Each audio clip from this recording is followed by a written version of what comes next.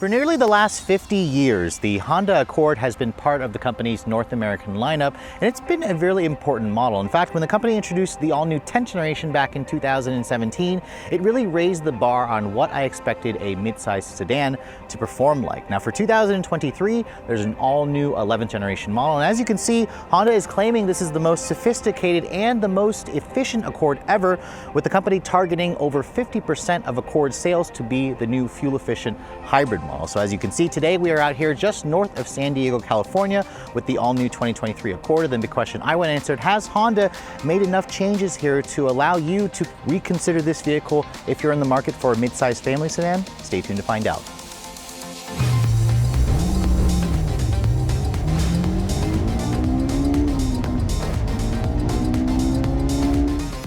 So before we start talking about the exterior styling of the all-new 11th generation Accord, I thought I'd pop the hood and show you guys what's powering this vehicle. Now this is where some of you are a little unhappy with Honda because the previous generation offered 3 different powertrains, including a 2-liter turbo. Well, that up-level engine has been discontinued. Honda is claiming about 50% of sales will actually go to the hybrid powertrain, which this model, as you can see, is a Sport L, and it pairs the company's latest hybrid system in their 4th generation, a 2-liter naturally aspirated 4-cylinder with direct injection. That's a new addition for this new powertrain, and a 2-motor hybrid system. So you have 2 electric motors powering the front wheels. That's the one thing about the Accord. Unlike some competitors, Honda continues to make this vehicle only front-wheel drive, and the hybrid powertrain combined offers around 204 horsepower. That's when you combine the gas engine, which makes like 146 horsepower on its own, plus the electric motor, which makes around 181 horsepower on its own. When you combine the two, it's not a straight conversion because there's drivetrain losses. The torque figure, however, has gone up by about 15 pound-feet. This offers a maximum of 247 pound-feet of torque, which is a pretty good figure, although it's hard to judge because Toyota doesn't release a torque figure on the Camry hybrid. But Honda claims this is the most powerful version of the Accord hybrid to date. Fuel economy is probably where you care about the most. It's rated to get, on this trim here, 46 in the city, 41 on the highway, about 44 mpg combined. It does run on regular gas, of course. It has around a 13-gallon gas tank, and the transmission is an e-CVT. It's an electronic CVT, slightly different versus the CVT that you find in the base engine, which, by the way, that base engine is a 1.5-liter 4-cylinder turbo with a CVT that only is offered in front-wheel drive. That makes 192 horsepower and 192 pound-feet of torque. Honda says that motor is good for 29 city, 37 highway, but obviously if you want better gas mileage, this is the one you're going to want to get. The EXL trim, if you guys go for the 17-inch wheels, actually gets up to 52 mpg in the city. So those 19-inch wheels are going to cost you, but we'll kind of get this out on the road. We'll see what we can do in terms of our testing. The Accord, Honda doesn't claim a 0 to 60 test. We'll see what we can get out here in our actual testing when we get this vehicle out on the road. And the curb weight, Honda says this model here weighs in at just over 3,500 pounds. So it's about 400 pounds lighter versus the CR-V hybrid that also uses the same powertrain. Now, the styling of this vehicle, as you can see, is certainly very interesting to look at. Now, for those of you who really love the previous generation, which I actually was one of the journalists that did like it, I have to say that this new Accord has a much more mature, conservative design. I don't think it quite stands out as much as the prior generation, especially when you look at certain trims. This model here is the Sport L version. It actually sits almost at the top of the line. There's a Touring above this. Honda offers 6 trims. If you guys want the gas engine only, you're gonna buy an LX and an EX. If you go to Sport and up, it'll have the hybrid powertrain, which, as you can see, the Sport model here has standard full LED headlights. All trims actually have the full LED headlights, including an LED daytime running light. Turn signal, you have these multi-reflector LED low and high beams. The new generation, however, as you can see, gets rid of the fog lights. I kind of miss them. It looks a little bit naked without the fog lights. It looks a little bit less premium. The grille, as you can see, has been enlarged. The Sport trim includes gloss black accents in the grille, along with gloss black here at the lower front area with a gloss black front skirt. It certainly gives it a more unique look. I'll show you guys later a Touring version that kind of has a little bit more shiny chrome, but let me know in the comment section below what you guys think of the design. I think it kind of reminds me a little bit of a Chevy, if I'm being honest, like a Chevy Malibu, which to me isn't really a good comparison, but you know, styling is always subjective. I do like this red color. Radiant red is what Honda calls it. It's around $455 extra. It looks good with all of the black accents that you get on the Sport trim, especially when you look at the wheels. Now, the wheels on this model here, you can see it's actually kind of like a low gloss. It's a Berlina black wheel that you get. It's a 19-inch wheel wrapped in a 235/40 R19 tire. Now those brakes behind it are around a 12.2-inch rotor. You actually get an inch bigger rotor in the front when you guys go for the hybrid version. If you guys go for a regular sport trim, you'll actually get a gloss black wheel, while the touring will have its own unique wheel design. The sport as well also includes black on the mirrors. You also have black window trim. You have this kind of black skirt along the side of the vehicle. And then in terms of the overall length, the new Accord is riding on the same 111-inch long wheelbase, but its overall length has been stretched by about 2.7 inches. So this is around 195.7 inches long. It's about an inch or so longer than a Toyota Camry or a Hyundai Sonata hybrid. So this is actually a pretty big vehicle, which is going to translate more into the actual space. Now you can see just a standard sunroof on this car. You're going to get that feature when you go for an EX and up trim. Sadly, Honda does not offer a panoramic roof. And then when you look at the rear of the vehicle, this is probably where I think the new Accord is better looking versus its predecessor. The old one had kind of that funky C-shaped LED style taillights. Now Honda's kind of gone with a more sportback design here, where you have more of a coupe-like roofline. And I also really like the new taillights. You can see they're a full-length LED taillight with an LED turn signal. And I also like the smaller Honda logo here, which is kind of recessed into the actual taillight panel over here. The Sport also includes this tasteful black rear lip spoiler, which I think improves the look. And then down here you can see no visible exhaust tips. Remember, we're kind of heading toward an electrified era here. So the Sport models used to have like a dual exhaust. As you can see, it's gone, but you have a slightly more aggressive rear lower bumper, which helps it look a little bit more sporty and a little bit more standoutish. Now looking at the trunk space, the trunk capacity on the Accord is definitely among the best in the segment. Now remember, this is only a sedan. Honda doesn't offer like a wagon or a liftback.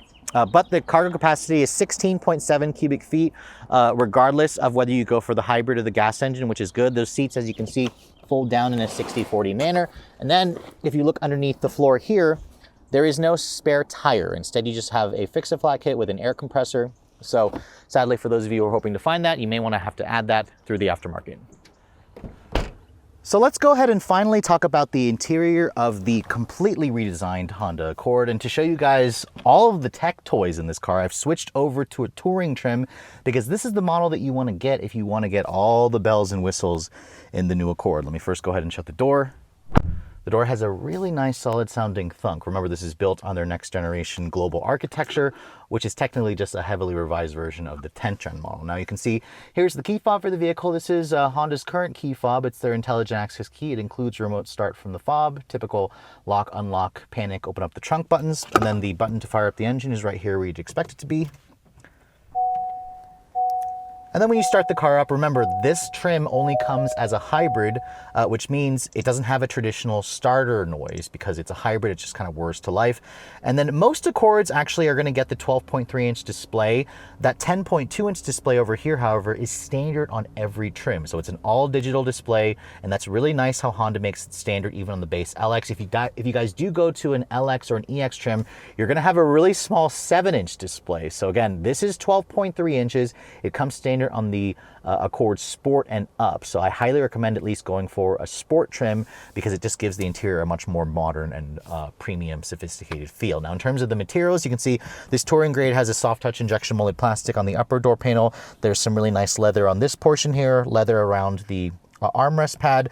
The seats are a 12-way power adjustment with 2-way lumbar support, which is nice. You have 2-person memory. They're also heated and ventilated. Sadly, the seat here is only a 4-way power, but it is heated and cooled. So if you guys were hoping for an 8-way power, you may have to step up to an Acura vehicle to get that.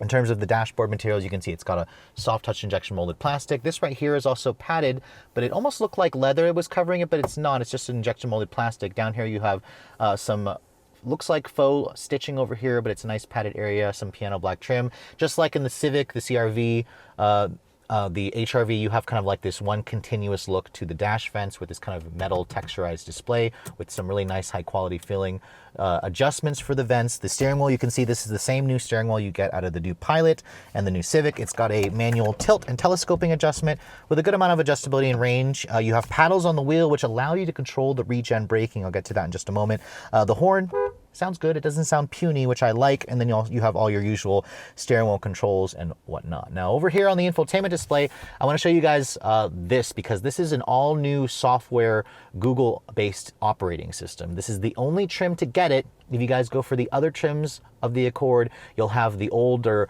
Honda Link software, which doesn't include, for example, like over-the-air updates. This has the Google Assistant, which means you can give it voice commands. And then you can see here it has wireless CarPlay and Android Auto. If you guys go for the 12.3-inch display, it's wireless. However, if you go for the 7-inch display, it'll be a wired connection. I also love how you can push that button here. It allows you to automatically change the size of the CarPlay and then give you a second screen over here when you want to do a split screen view, and then you just have to tap that here and it automatically goes back to a full screen. I love that Honda does that. A lot of brands, you have to go into another menu, another sub menu to change that. I just love how they give you one simple button there and it allows you to do that. And then you have your usual sources down here on the left side where you can kind of go back to the Honda system if you'd like.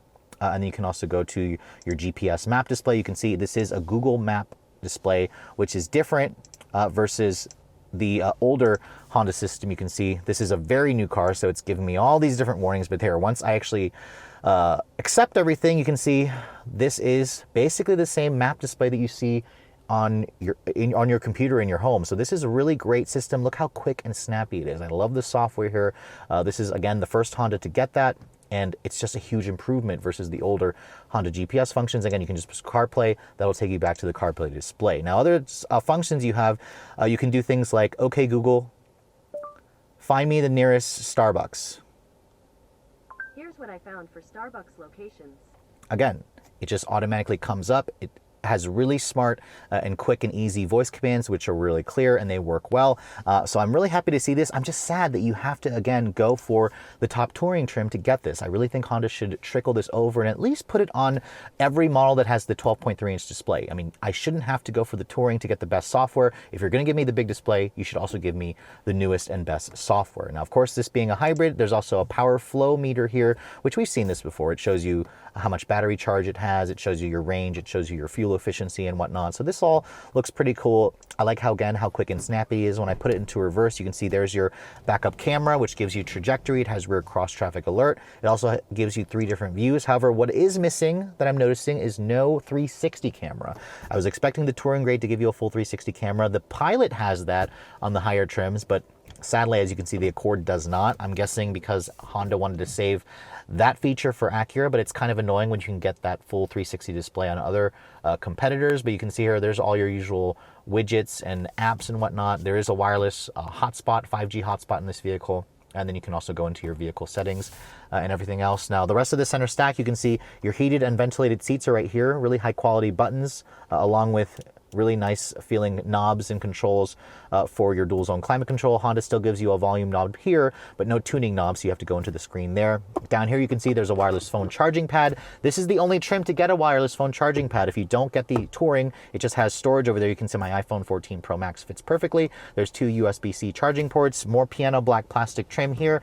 This has a very traditional shifter for the eCVT. You can see it just goes back into drive, and then you can also put it back into park. There's paddles on the wheel, which, by the way, the paddles control the regen braking. And the one thing I noticed about this car is when you're driving and you start pulling the left paddle to give you up to 5 different levels of regen braking, it actually will automatically just turn itself off whenever you lift off the throttle. To get around that, you have to push and hold the left paddle, and that will actually lock it in manual mode. It'll actually say DM, which now allows me to kind of set the highest level of regen braking, which I'll show you guys that when we're in the driving scene.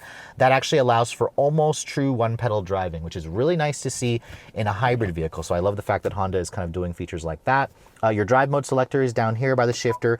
There's like 4 different drive modes. There's an econ mode, there's a normal mode, sport, and then an individual mode. So again, individual allows you to kind of customize things to your liking. I'll show you guys the different drive modes later on. There's also this button here, which allows the vehicle to go into an auto mode or an EV mode. Now the EV mode is very limited because this is not a plug-in hybrid. So as soon as my foot goes like past like a quarter throttle, the gas engine is going to wake up and it's going to tell me it's going to revert back to auto.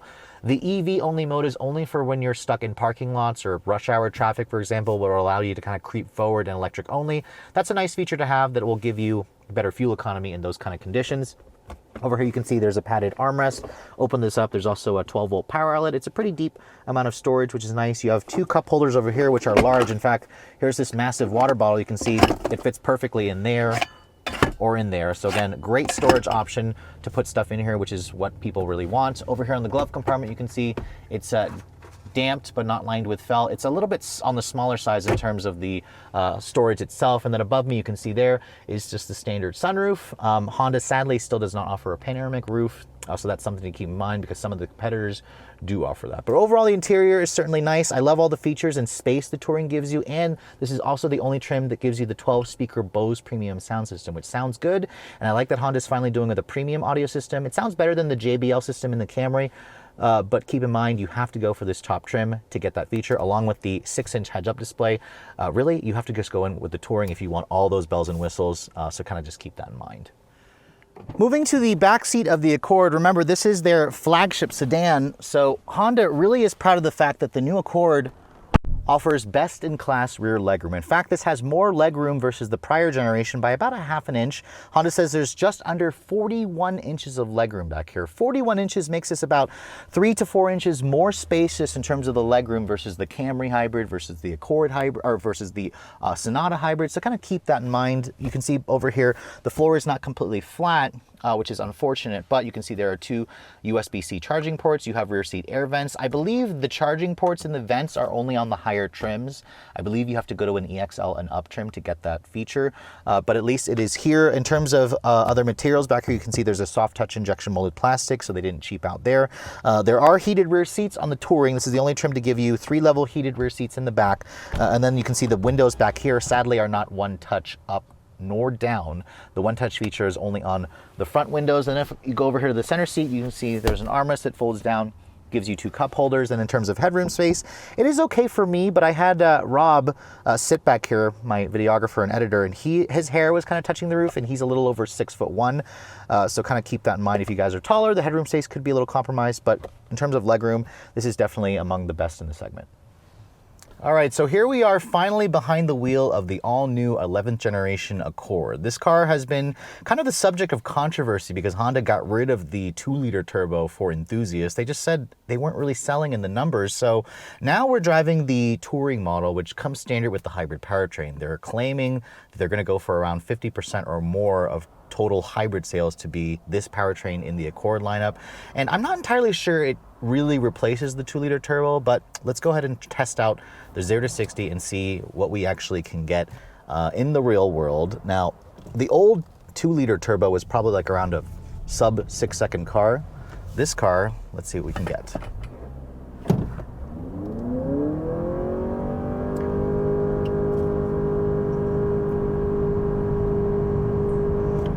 7.27 seconds, which actually that time practically matches the performance that I got in a 2023 Toyota Camry XLE hybrid. And that performance is perfectly acceptable. However, for those of you who are trying to trade in your 2020 Accord with a 2-liter turbo, this technically will not replace it in terms of all-out acceleration.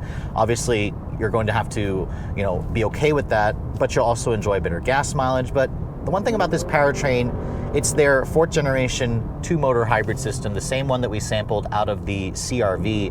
However, compared to the CR-V, the Accord is around 400 pounds lighter. So that's definitely going to give us better acceleration, better power to weight ratio. I was going to try doing it again, but there's a car coming, so we'll have to wait again later. But overall, I will say that the Accord feels like it's a little quieter versus the CR-V that we just drove this powertrain in. The CR-V just was a little bit too noisy, a little buzzy. The one thing about this powertrain is in low-speed driving, it really kind of emulates an electric car. I like how smooth it is, how quiet it is, how seamless the transition is between gas and electric. Remember, this is using an eCVT transmission, so it's a different CVT versus the one that's in the LX and EX trims, and it kind of tries to behave like a direct drive transmission at times, but mostly what I notice is it's just very responsive, but it also feels almost normal. It feels like I'm driving a traditional stepped automatic, but then the engine comes alive and it's a little buzzy, although at times it sounds okay. It sounds better versus the noise that you hear from a Toyota Camry hybrid. And then of course there's the Sonata hybrid, which has their dual clutch transmission, which I didn't particularly love in the latest generation Kia Niro that I drove. But let's switch the drive mode here just to normal, because in sport mode, this is actually amplifying the sound of the engine, which I know most people probably won't like that noise. And in this mode, it gets a little bit quieter. The one thing that's also interesting about this Accord hybrid is it has regen braking. Actually, there's like 5 different levels of regen, and you can activate it via these paddles right here. And its max setting, it actually feels like it has one pedal drive. That's a really nice feature to have in just a conventional hybrid. Remember, this is not a plug-in hybrid vehicle, so you're not going to have any electric only range. Let me switch it back over to sport mode here because we're approaching these twisty roads, and Honda's always loved to tout the fact that the Accord is the sportier offering in the segment, and this touring version feels pretty good. I mean, the steering is sharp, it's a little bit light, but it is very quick and precise. The suspension, I feel it is a little bit on the softer side. We're going to hop into a sport later and I'll try to figure out if it feels any different. But overall, a lot of the cars in this segment have gotten very sporty to drive. So even the Camry, if you get an XSE trim, actually drives pretty sporty. So I'm not entirely sure this is the sportiest in the segment until I drive the 2 cars back to back. But I will say that the Accord is among the most refined in the segment. This car has a really quiet ride quality, really comfortable ride quality, really quiet interior. It has really good visibility all around. The seats are also very comfortable. This Touring has really nice plush leather seats, which are heated and ventilated. Unfortunately, you have to go for the Touring to get the ventilated seats. You also have a heads-up display, wireless phone charging pad. The 12.3-inch display looks awesome in here, and I wish Honda would put this in the new Pilot or the new CR-V. I'm just hoping this software and whatever will be trickled down into other vehicles once Honda makes this, I guess, more readily available. But I will briefly mention the fuel economy. This car is very new. It has less than 300 miles, and in the 53 miles we've been driving it, it's been getting around 31 mpg, which isn't fantastic, but I'll have to wait until I get one back home to retest to see if it gets better gas mileage there. This is supposed to get like 41 mpg combined, which is technically among the lowest in the segment for combined fuel economy. So that's kind of where I believe Honda is still kind of lagging behind. But overall, the Accord is still a very nice driving car. It feels refined, it feels premium. But let's go ahead and see if we can try to hop into the EX or LX trim, because Honda does have that available, and test out how that 1.5 turbo drives with the conventional CVT. So I was able to make a switch to the EX Accord because this is the trim that has the 1.5 liter 4-cylinder engine turbo, non-hybrid. Remember, this is the only way you can get a non-hybrid Accord is to buy an LX or an EX trim. And we got 7.2 seconds in the hybrid. Let's go ahead and see what we can get in this model here.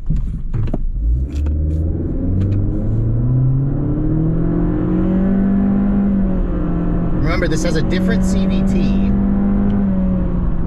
And my first run there, I got 7.7 seconds, which isn't bad.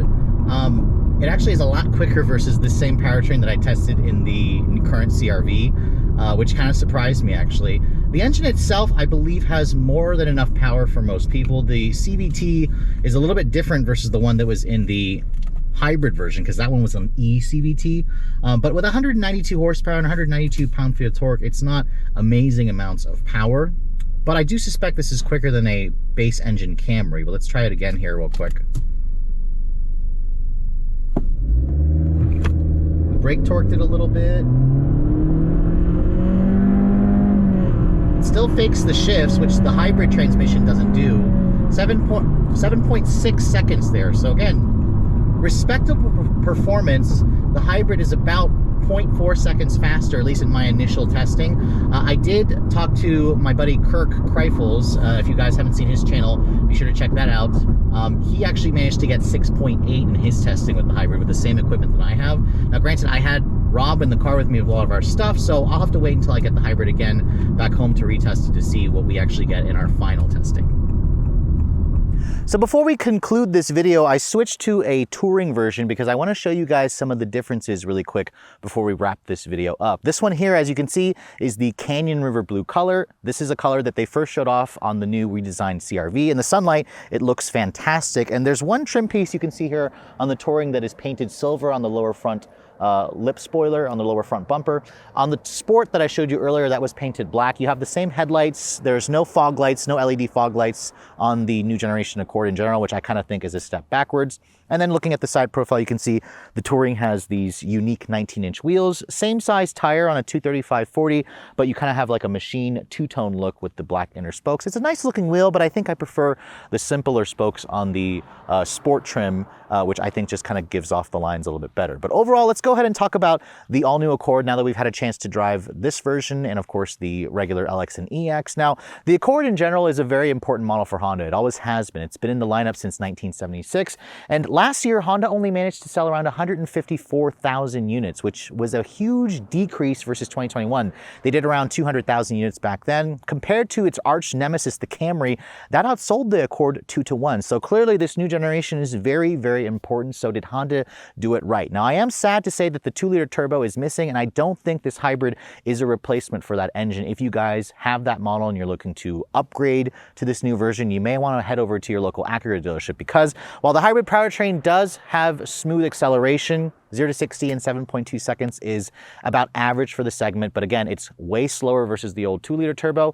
I'll have to wait until I get one back home to retest in terms of real-world fuel economy. The comfort factor of this car, however, is much better versus the previous generation. I noticed the interior is quieter, the ride quality is comfortable, it still has that sportier feel, and the infotainment system, as long as you go with the Touring, is a huge upgrade versus the prior generation Accord, which remember maxed out at 8 inches for the screen. This now has one of the best infotainment systems in the business. I just hope that Honda allows for their Google software to be trickled down into the other trims. But overall, if you are looking to get this car, what's it going to cost you? Because the current generation Accord was already a pretty good value. Honda now starts at around $27,300 for the base LX version. If you want to go up to the hybrid model, you have to go for at least a Sport. That's going to start at just under $32,000. Overall, Honda has increased the price by about $800 to around $500, depending on the trim configuration. That Sport L that I showed you was around $35,000 with destination in that bright red color. This model here is sitting at the very top of the Accord hierarchy. It starts at just under 38 grand, and then when you factor in the destination charge, this one here comes to just over $39,000. Now, $39,000 is pretty expensive. It actually makes it about $1,000 more expensive than a Camry, about $2,000 more expensive than a fully loaded version of the Sonata hybrid. But I will say that the Accord has one of the best infotainment systems and one of the best interiors with one of the roomiest back seats. So as long as you're okay with the fact that it may not have the best fuel economy in the segment, nor does it have the quickest acceleration, you are going to be getting a very premium car, which is already heading to dealer showrooms right as we speak. But with all that said, hope you guys have enjoyed my full overview on the 2023 Honda Accord. If you're also looking to see the latest cars I'm testing, be sure to follow me on Instagram at redline_reviews, like us on Facebook, and as always, guys, please keep subscribing to the Redline Reviews YouTube channel for all the latest reviews. Thank you so much for watching. I'll catch you all in the next video.